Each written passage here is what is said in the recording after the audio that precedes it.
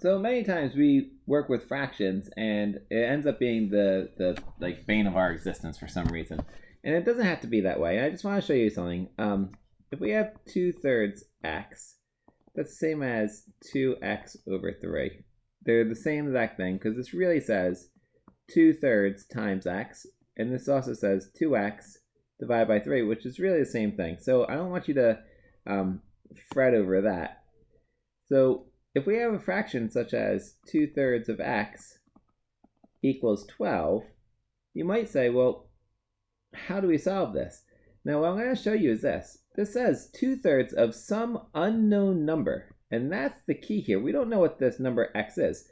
Some unknown number, 2/3 of that is equal to 12. So my unknown number is here. We don't know what that number is, but I do know that 2/3 of this number, 2/3 of this number has to be 12. So I broke my box, my number, into 3 parts, and I want 2 of them to equal 12. So each one would have to equal 6. So 6 plus 6 equals 12. So now 2/3 of this unknown number equals 12.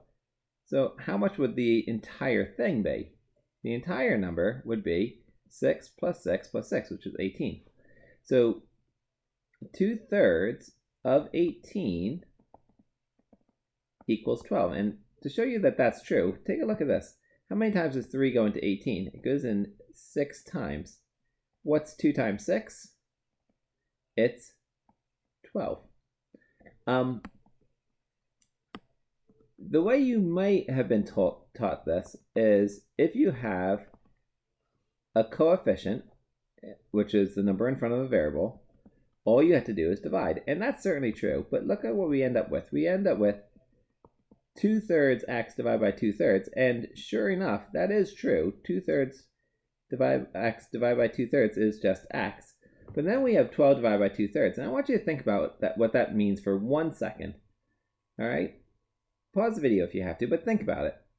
What that really means is 12 divided by 2/3. Now remember, we always say, oh, well, when you're dividing fractions, keep, change, flip, right? Keep, change, flip, use the reciprocal, and that will give us 12 times 3/2. Well, once again, it does help if you're quite good with your computations, because 12 times 3 is 36 over 2, and how many times 2 go into 36? The answer is 18. There's also another way of solving this. If I had 12 divided by 2/3, which gives me 12 times 3/2, I could say, well, 2 goes in 12. 2 goes in 12 6 times, and 6 times 3 is 18. So we keep getting the same answer.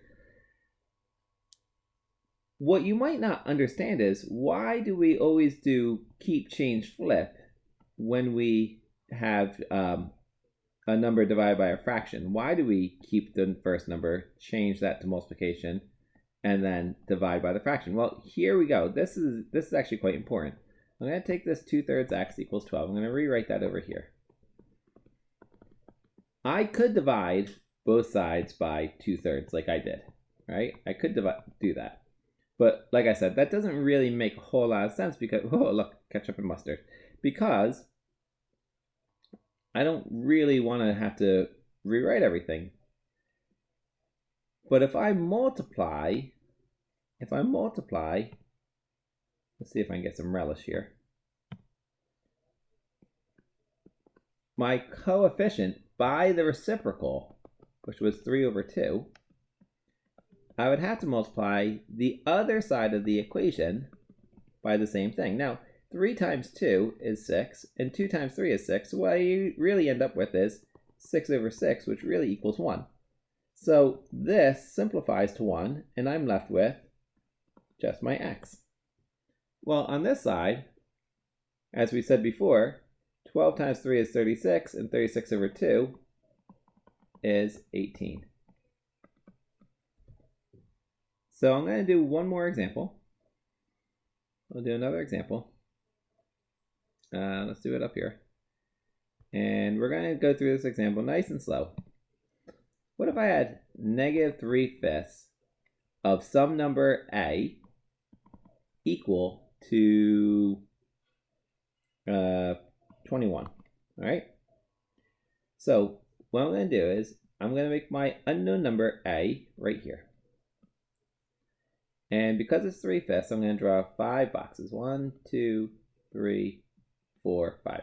Now I want 3 of those boxes to be 21. So what's 21 divided by 3? It's 7. So I'm going to make it a -7, -7, and -7. If I put in more -7s, I get 1, 2, 3. So this is my 3/5. This is 3/5 of A. But A itself is this whole big box. All right. So let's see. 1, 2, 3, 4, 5. 5 times 7 is 35. So A should equal -35. Now let's see. I'm going to take -3/5 of A equal to 21. I'm going to multiply it by the reciprocal, which is -5 over 3. If I do it to one side, I have to do it to the other. -5 times a -3 is a positive 15. 3 times 5 is positive 15, so I get 15 over 15, which is 1. So I'm left with just my A. This is not a decimal point. Now, how many times does 3 go into 21? It goes in 7 times. 7 times a -5 equals a -35. So, once again, you can see our answers are the same. If you're working with a fraction, even if it's a fraction like this, all you do, remember this is the same as 1/2 A. All you do is you multiply by the reciprocal. And in this case, it would be 2 over 1. A equals 12. And the reason why is because when you're multiplying by the reciprocal, that's the same as doing the number divided by the original. All right, and that's it. Hope this helps. Good luck with your studies.